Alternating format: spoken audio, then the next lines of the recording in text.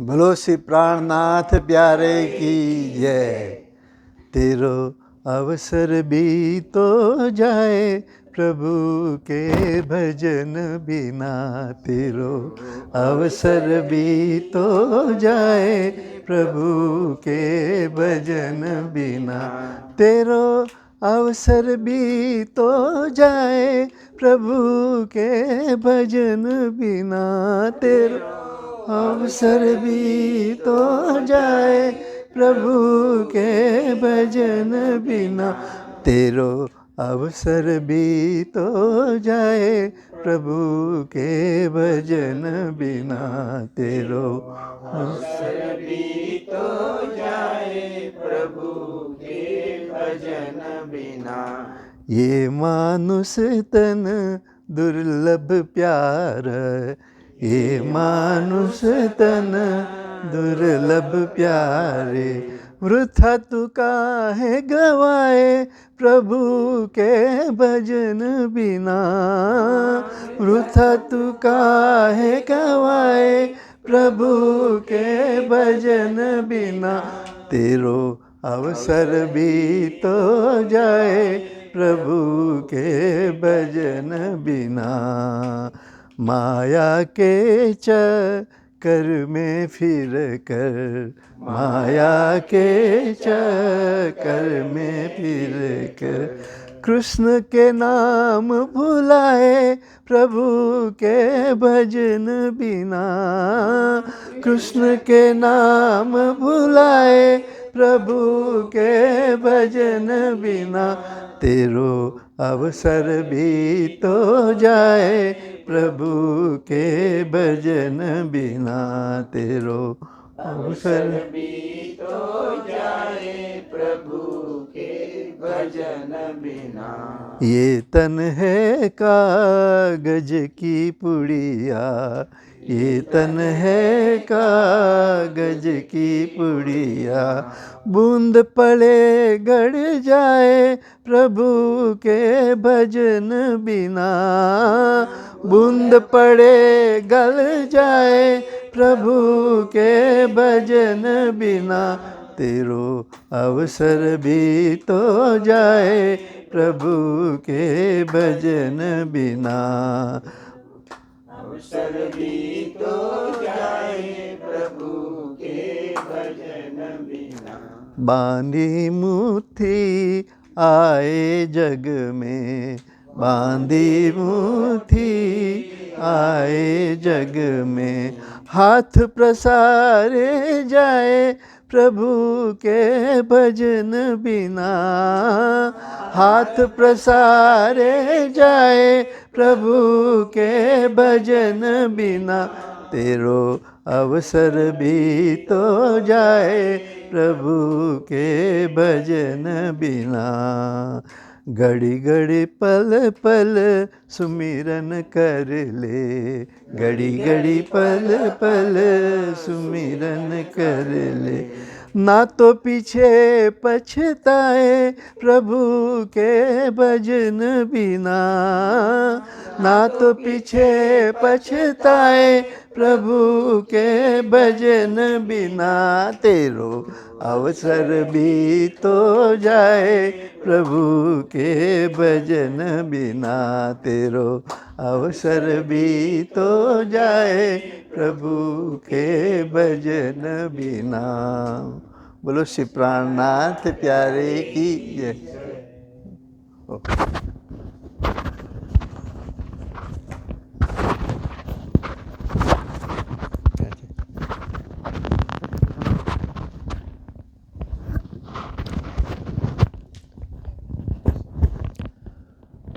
आनन्दकन्दं प्रभुदेवचन्द्रं व्रजे स्वरूपेण पुरापि जातं, प्रविश्य प्राप्तं प्रियप्राणनाथं परेशपूर्णं सततं नमामि। ब्रह्मप्रिया जागरणाय जातः सर्वस्वपाता भवसिन्धुत्राता विज्ञानदाता निज धर्मदाता दिनैकबन्धो शरणं प्रपद्ये दिनैकबन्धो शरणं प्रपद्ये मंगल कृष्ण प्रणाम है मंगल धर्म प्रकाश मंगल सुंदर साथ है मंगल धाम उजास मंगल सुंदर साथ है मंगल धाम उजास। बोलो वृंदावन बिहारी लाल की, श्री सद्गुरु महाराज की, श्री प्राणनाथ प्यारे की, महारानी बाईजुराज की, महाराजा छत्रसाल की, गुरुजी मंगलदास महाराज की, श्री कृष्ण प्रणामी धर्म की, तीनों पुरी धाम की, सर्व सुंदर साथ की। उपस्थित धर्म प्राण शिरोमणि सुंदर साथ जी, माताएं, बहनें, भाइयों, जागनी यात्रा विदेश के इस पावन स्थल में हम लोग आगे बढ़ाते जा रहे हैं और अभी हम लोग कैलिफोर्निया में लॉस एंजल्स में हमारे धर्म प्रेमी सुंदर साथ के घरों में उपस्थित हैं। हमारे संदीप जी और छाया जी दोनों ही अत्यंत धर्म प्रेमी हैं और मैं जब भी यहाँ आता हूँ तो इनके यहाँ भी आने का मुझे सुखद और सुंदर अवसर प्राप्त होता है। तो इस बार इन्होंने घर में सुंदर मंदिर बनाया और इसी मंदिर के श्री राज जी के आगे बैठ करके हम लोग आज की चर्चा को प्रारंभ करने जा रहे हैं। तो देखिए, घर में मंदिर बनता है, जब घट में मंदिर बनता है तो घर में मंदिर बनता है। और घर में मंदिर बनने से क्या होता है, जैसे आप देखिए, मंदिर से एक सकारात्मक सोच पूरे घर में फैलता है। घर में किसी भी जगह आप मंदिर रखते हैं, वहाँ से एक पॉजिटिव वाइब्रेशन, सकारात्मक शक्ति पूरे घर में उसका विस्तार होता है, प्रभाव होता है। इसीलिए हमारी परंपरा है कि हम लोग घर में मंदिर रखते हैं और जितना सजा सकें, जितना उसको हम लोग बढ़ा सकें और जितना हम राज्य की पूजा में समर्पित हो सकें, वही हमारी भक्ति होती है। कभी कभी क्या होता है कि मंदिर सुंदर बन जाता है पर पूजा नहीं होती है, तो वो सजाने की चीज़ ही रह जाती है। ऐसी स्थिति में जैसे हम चीज़ों को सजाते हैं, पर मंदिर सुंदर हो और पूजा भी हम शाम सवेरे करें, संध्या सुमिरन आरती भजन भरोसे दास मनसा बाचा कर्मना श्री जुगल चरण की आस, तो मंदिर की भी शोभा बढ़ती है, राज्य की भी शोभा बढ़ती है और हमारी भक्ति भी बढ़ती है। तो ऐसे पावन जगह में हम लोग बैठे हुए हैं और हम लोग श्री प्राणनाथ जी महाराज को बार बार याद करते हैं। इसलिए याद करते हैं कि उन्होंने प्रणामी धर्म को विश्वव्यापी बनाने के लिए उन्होंने बहुत बड़ा एक जागनी का सुंदर उन्होंने संगम उपस्थित किया। नौतनपुरी धाम से चल करके पूरे भारत भ्रमण करते हुए महामंगलपुरी धाम और पद्मावतीपुरी धाम तक बीच में कई पड़ाव आए। पैदल चलना और ज्ञान का उपदेश देना। रोशन कर ले हुक्म बजाए, ब्रह्म सृष्टि और दुनिया देऊं रे जगाए। उन्होंने कहा हम तारतम की रोशनी लेकर के चल रहे हैं, ब्रह्म सृष्टि और दुनिया को हमें जगाना है, मूल ब्रह्म सृष्टि को जगाना है। कहती हूँ उम्मत को सुनसी सब जहान। दूसरी चौपाई में कहते हैं कि मुझे पहले तो संबोधन ब्रह्म सृष्टि को ही करना है, क्योंकि ब्रह्म सृष्टि को इशारा मिल जाए तो भी उनकी जागनी हो जाती है। ईश्वरीय सृष्टि को ज्ञान के द्वारा जगाया जाता है और जीव सृष्टि को बार बार समझाने पे और अनेक कोई चमत्कार इत्यादि उनको दिख जाए तो ही उनका मन भक्ति के तरफ झुकता है। पर ब्रह्म सृष्टि को कोई चमत्कार नहीं चाहिए। ब्रह्म सृष्टि को केवल भक्ति का एक रस भक्ति का प्रेम उदय होते ही चमत्कार के पीछे वो भागते नहीं है, वो शरणागत हो जाते हैं। और ब्रह्म सृष्टि का ये भी सोच होता है कि पूर्ण ब्रह्म परमात्मा ने जो चमत्कार किया ऐसा तो कोई कर ही नहीं सकता है। पूरे संसार को घूम करके देखिए, सृष्टि को घूम करके आप देखिए, इतने सुंदर पहाड़ बने हुए हैं, नदियां हैं, झरने हैं, फल के पौधे हैं, फूल के हैं, अन्न इत्यादि के हैं। आप देखिए, जल की तरंगों को देखिए, पुष्पों को देखिए, किसने रंग भरा। कोई आर्टिस्ट फूल का कोई पेंटिंग करता है तो कैसे कैसे रंग भरता है, उसको कितना मेहनत करना पड़ता है रंग भरने के लिए, वो तो एक आर्ट है। पर परमात्मा ने प्रकृति में ही रंग भर दिया है। जैसे उसी मिट्टी से खाद लेकर के और उसी मिट्टी से उर्वरा तत्व लेकर के पौधे जब निकलते हैं तो अलग अलग रंग में वो खिलते हैं, अलग अलग सुगंधी उनकी होती है, रस उनमें होता है, सुंदरता उनमें होती है। तो मिट्टी में जो सुंदरता है, परमात्मा ने ऐसे चमत्कार करके उसको पौधे के रूप में, फूल के रूप में प्रकट कर दिया। तो धरती की सुंदरता को भी हम सुंदर रीत से देख सकते हैं। इतना ही नहीं, फल आप देखिए, जो फल इतने स्वादिष्ट होते हैं, हर फल का अपना स्वाद, अपना रस, अपनी महिमा है। तो इसी मिट्टी से वो रस चूस रहे हैं। फल के पौधे को रस कहाँ मिलता है? वही खाद है, वही जल है, वही मिट्टी है, वही पानी है, पर अलग अलग स्वाद उसमें आना कितना बड़ा चमत्कार है परमात्मा का, कि जितने फल उतना स्वाद, जितने फूल उतने रंग, उतनी सुगंधी। तो ब्रह्म सृष्टि तो सोचती है कि पूर्ण ब्रह्म परमात्मा ने जो चमत्कार किया है संसार में, उतना कोई कर नहीं सकता। क्योंकि आजकल बहुत सारे साधु संत, बहुत सारे फकीर लोग चमत्कार करके दिखाते हैं ना, तो दुनिया उनके पीछे भागती है। ओ, ये बड़े चमत्कार हैं, हमारे जीवन में कुछ परिवर्तन ला देंगे, हमें भी मालो माल कर देंगे, ऐसा सोच करके लोग उनके पीछे बहुत दौड़ धूप करते हैं। पर ज्ञानी जन कहते हैं कि परमात्मा के चमत्कार के आगे उनका चमत्कार किस काम का, वो तो बस क्षणिक है, थोड़ी देर उनका चमत्कार होता है, उसका प्रभाव कोई लंबा नहीं जाता है।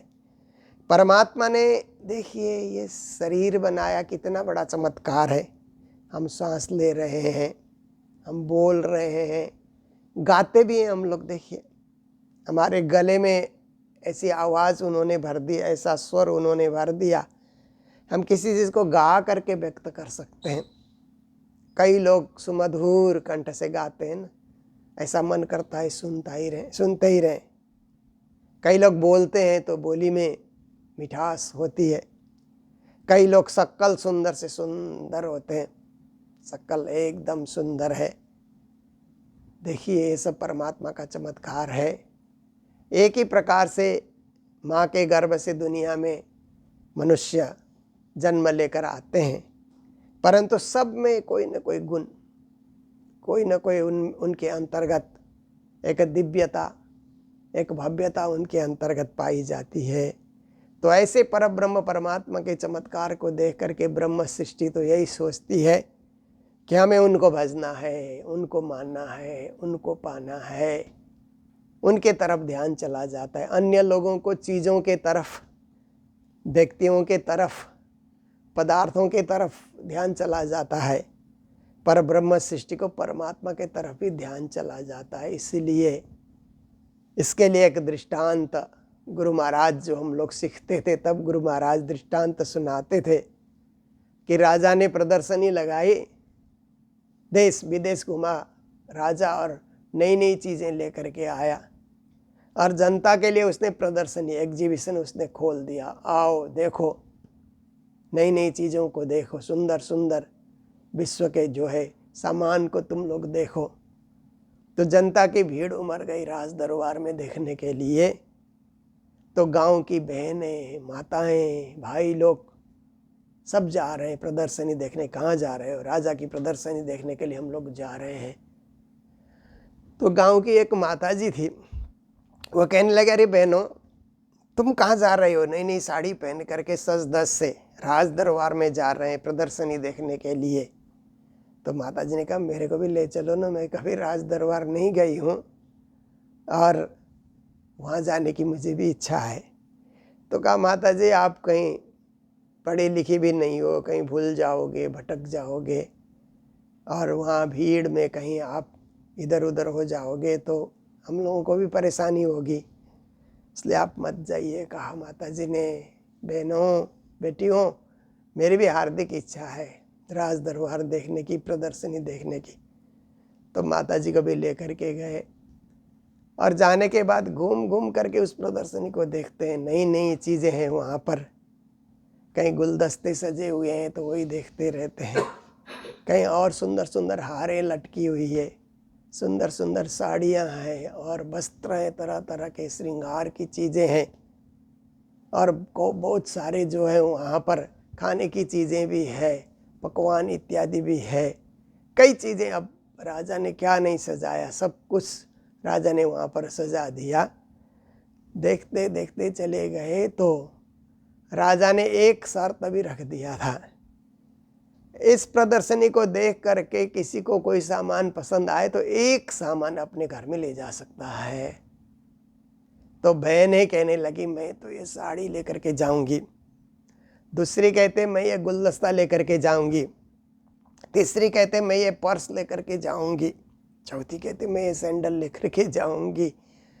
तो माता जी तो देख ही रही है। तो शाम होते होते जब लौटने का टाइम हुआ तो वहाँ पर जो कर्मचारी नियुक्त किए गए थे, उन्होंने एक एक सामान उठाने के लिए उनको छूट दे दी। आपको चीज़ पसंद आई आप ले सकते हैं, राजा का आदेश है।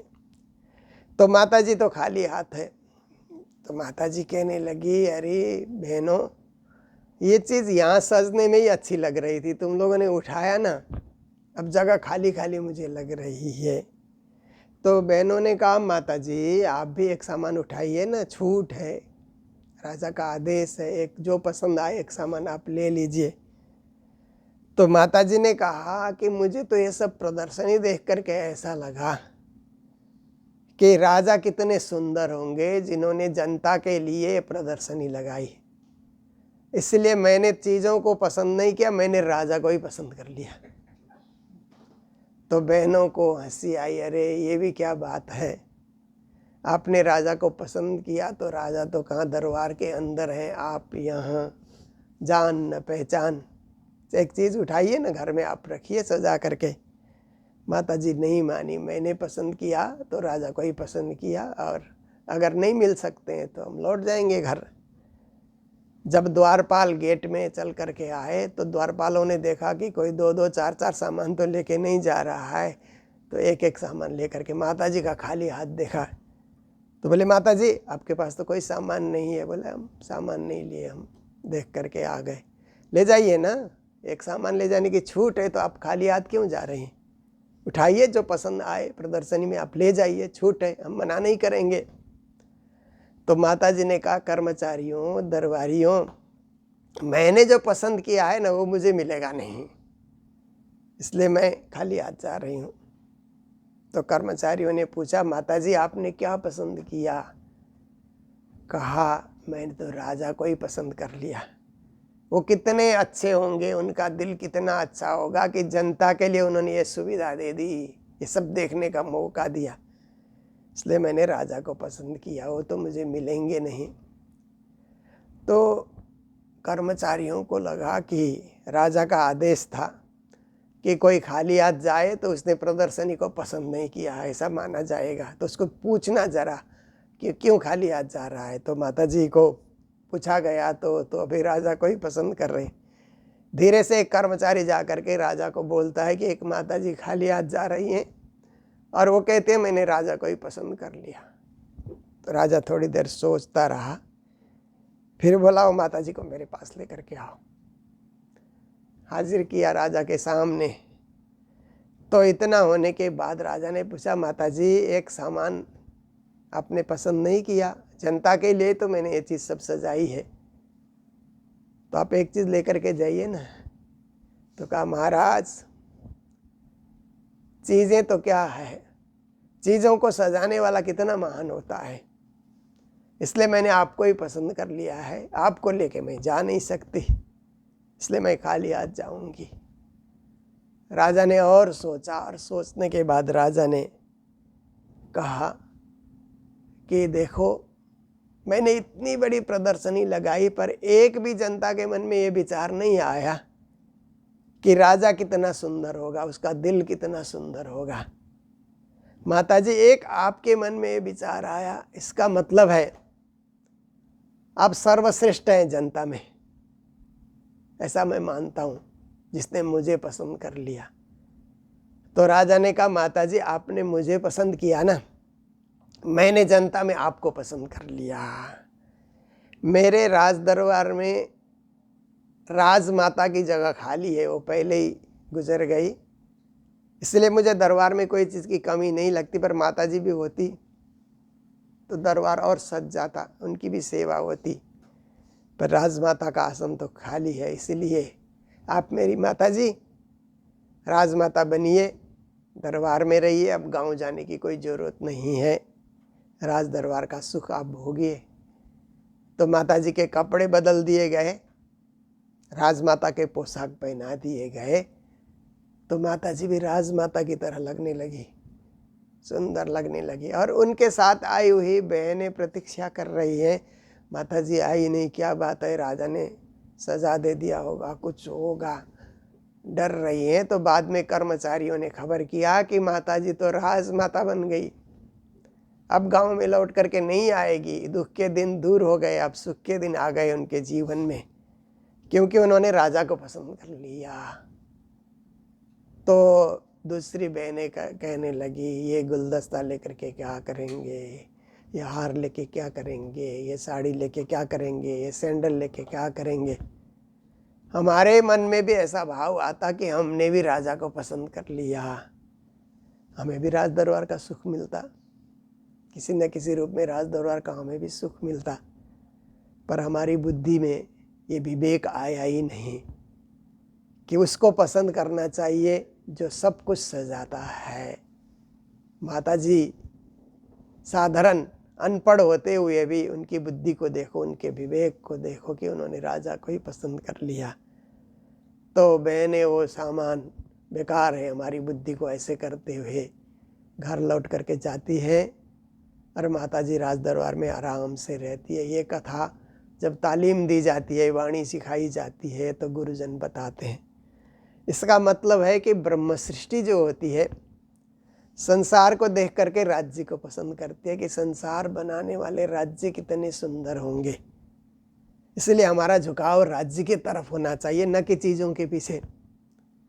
कभी कभी हम बगीचा में घूमते हैं तो ये फूल कितना सुंदर है, ये फल कितना सुंदर है, ये दरख्त कितना सुंदर है, ये नदी कितनी सुंदर है, ये पहाड़ कितना सुंदर है, हिमालय कितना सुंदर है। पदार्थों के पीछे हमारा ध्यान चला जाता है, पर जिसने सृष्टि रची, जिसने संसार बनाया, जिसने इतने सारे सुंदर प्रदर्शनी लगाई, विश्व की प्रदर्शनी, वो परब्रह्म परमात्मा कितना सुंदर होगा, कितना अच्छा होगा कि हमें देखने के लिए सब चीज़ें उसने रची और हमको देखने भेजा। पूर्ण ब्रह्म परमात्मा ने हमें जीवन दिया, जन्म दिया, संसार देखने का मौका दिया, संसार देखने के लिए दृष्टि भी दी उन्होंने, ये आँख से देखो संसार को। तो श्री प्राणनाथ जी महाराज वाणी में कहते हैं, देख न को हम आए री दुनिया, हम ही कारण कियो ये संच, पार हमारा न्यारा नहीं, हम पार में बैठ के देखे प्रपंच। हम दुनिया देखने के लिए आए, हमारे लिए ये खेल, संच मतलब खेल रचा गया। हम परम धाम में पर आत्म शरीर वहीं विराजमान है, केवल सुरता आकर के, आत्मा आकर के ये शरीर धारण करके इस खेल को देख रही है। तो कहते हैं कि देखना चाहिए, पर चीज़ों के पीछे भूलना नहीं चाहिए, इतना मोह नहीं होना चाहिए कि ये मेरा ऐसा करके सामान के पीछे मेरा मेरा करते हैं। पर हमें तो शाम सुबेरे मेरे तो आधार राज श्यामा के चरणार बिंद, सब कुछ राज जी ने दिया है। तो मेरे आधार धनी, मेरे प्राणनाथ, मेरे प्राण प्रियतम तो साक्षात धामधनी है, पूर्ण ब्रह्म परमात्मा है। बस उनको याद करके हम संसार की चीज़ों को देखेंगे, भोगेंगे, उपभोग करेंगे, खाएंगे, पिएंगे, पर राज्य को भोग धरा करके, राज्य की आरती करके, राज्य का ध्यान करके, राज्य का स्मरण करके, ये ब्रह्म सृष्टि की रीत है जो महान ब्रह्म आत्माएं होती हैं। और इससे सृष्टि है तो ज्ञान सुन करके, प्रवचन सुन करके प्रभावित होती है। और जीव सृष्टि है तो चीज़ों के पीछे, सामानों के पीछे भागते रहते, मुझे ये चाहिए, ये चाहिए। आप देखिए बाजार में कैसे भीड़ लगी रहती है, हर दुकान में ग्राहक होते हैं ना, खरीदते जाना है, खरीदते जाना है। पर जिसने हमें दुनिया में भेजा उसको याद करने के लिए तो वक्त ही नहीं है, सामान बटोरने के लिए बड़ा सारा वक्त है। तो प्राणनाथ जी महाराज वाणी में कहते हैं कि खाते पीते उठते बैठते सोवत सुपन जागृत, दम न छोड़े मासुक का जाकी असल हक निस्वत। ब्रह्म सृष्टि की यही रीत है कि भोजन सामने आ जाए तो राज्य को याद करके खाएं कि उन्होंने ये सब हमारे लिए व्यवस्था कर दी। जल का प्याला आए तो भी उनको याद करके पिएं, फिर सोते समय भी उनको याद करके सोएं, उठते समय भी उनको याद करके उठें। सोवत सुपन जागृत, बखत बखत पे उनको याद करते रहे। बने तो पल पल याद करे, श्वास श्वास याद करे, पर इतना संभव नहीं है। तो बखत बखत पे, जैसे गाड़ी से हम चलते हैं ना, स्टार्ट करके, गाड़ी स्टार्ट करके, तब प्राणनाथ प्यारे की जय, राज श्यामा की जय, ज्यारे धनी धनवट करे त्यारे, बल भैरी ना हरे, बली गया काम सराड़े चढ़े, मन चित ब्याह कारज सरे। कोई भी चौपाई हम बोले, और भोजन के समय में भी, सोने के समय में भी, उठने के समय में भी, बैठने के समय में भी, जितना हो सके हम करें। तो यही ब्रह्म सृष्टि की रीत है, यही भाव लेकर के हमको चलना है। तो आज यहाँ आकर के बड़ा आनंद हुआ। थोड़ी देर वाणी के एक आध चौपाई का सार आपके समक्ष मैंने रखा। अब हम सब मिल करके राज्य की आरती उतारते हैं और अभी के कार्यक्रम को यहाँ हम लोग पूरा करते हैं। पूर्ण ब्रह्म बोलेंगे, फिर कंचन थाली बोल करके श्री राज्य की हम लोग आरती उतारेंगे। तो सभी हमारे ऑनलाइन श्रोता जो मंगलधाम से सुनते हैं और भिन्न भिन्न जगह जहाँ भी मैं जाता हूँ वहाँ से भी सुन रहे हैं, उन सबको भी कोटि कोटि प्रणाम करते हुए, और यहाँ जो प्रत्यक्ष रूप से उपस्थित हमारे यूएसए के सुंदर साथ हैं, लॉस एंजल्स के, उन सभी को भी प्रणाम करते हुए आज के प्रसंग को यहीं विराम दे रहे हैं। बोलो सतगुरु महाराज की, श्री प्राणनाथ प्यारे की, सर्व सुंदर साथ की। पूर्ण ब्रह्म ब्रह्म से आनंद अखंड अपार, शिव सनकादि आदि कही, चित शेषन पाए अपार, अगम जानिके निगम कहारे, खोज खोज पछिहार, जान के मूलधनि अंगना, अपनी सो घर आए श्री ठाकुरानी सखियन सुदवन, लेकर संग पधारे, त्रिगुण भास के फंद परे, धनि सो फंदा निरवारे। कि जाऊं मैं अपने पिया पर, शोभा मुख से न आए, सिंहासन आसन बैठारूं, छात्रशाल गुण गाय, महाराज गुण गाय। चन थाल चहुमुख दिवला, दीपक ज्योति प्रकाश, करत आरती सिजियावर रानी, आनंद अंग उलासी। जुग युगल स्वरूप सुंदर सुखदायक श्याम दाम धनी सोए मंगल रसिक वदन की शोभा निरखंता मन मोह सखिया निरत करे और गावे ओ मंगंग पार ताल मृदंग झांझ यंत्र बाजे सखिया बोलत जय जयकार बाधावे मुक्ता फल सखिया श्री जियावर श्याम सुहागी तन मन जीवन चावर करो श्री महामति चरणों लागे तन मन जीवन छावर करो श्री महामति चरणों लागे जियावर शरणों लागे जुगल स्वरूपा रूप सबिचारे सिंहासन के ऊपर विराजे नाचत देखे आवत फेरी हसी हसी लाल नभत नहेरी गावत गीत बजावत बाजे जमुना तट बंशी धुनि गाजे फूले फूल फूल आवे गुई गुई हार पिया मोगरावे देता कर्म सब छूटे यह सुख पंचम निस दिन लूटे देता परिकर कर्म सब छूटे यह सुख पंचम निस दिन लूटे कोटि कोटि दंडवत करो कोटि कोटि करो प्रणाम कोटान कोट बिनती अभिधारियो धनी मेरे सुंदर वर श्यामा जी वर श्याम स्वरूप सुंदर सनकुल सकोमल रुआ देखने ना खोल नूर जमाल तेरा खोल फलिया जामा जड़ा जुड़ियों बचपत सोचार मारंबर करे झलकार जगमगे पाग ज्योति जो मिले कनैनो पर जाऊं भैया ला ला दुरस्त मुख रौटी नासिका तिलक नीलोट भोमे के श्रवण भूषण मुक्तंत मेरी रसना ए देख दर्शन आवे जो सावे सावे चुड़ी बाज बंद सोए पुमक पहुंची काणो कड़िया सकमल के मुदरी नख का नूर चीर चढ़ियो आसमान में जीवा चलो नकांत सभा मोरी रोशनी पटकी करियो काश में चरण भूषण जामे चार जाई कहे श्री मामती मोमि नरव दिल को मासुक खेचे तो रोशनी पटकी करियो काश में चरण भूषण जामे चार जाई कहे श्री मामती ब्रह्म सृष्टि दिल को श्री राज श्यामा खेचे परम धाम के माई खेचे तो ये मूल मिलावे के माई मंगल धाम धनी जू की जय श्री वृंदावन चंद्र की जय श्री रास के रमैया की जय देवचंद्र जी की जय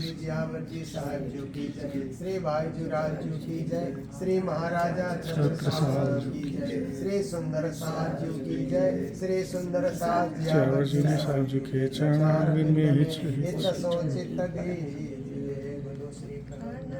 प्यारे की जय।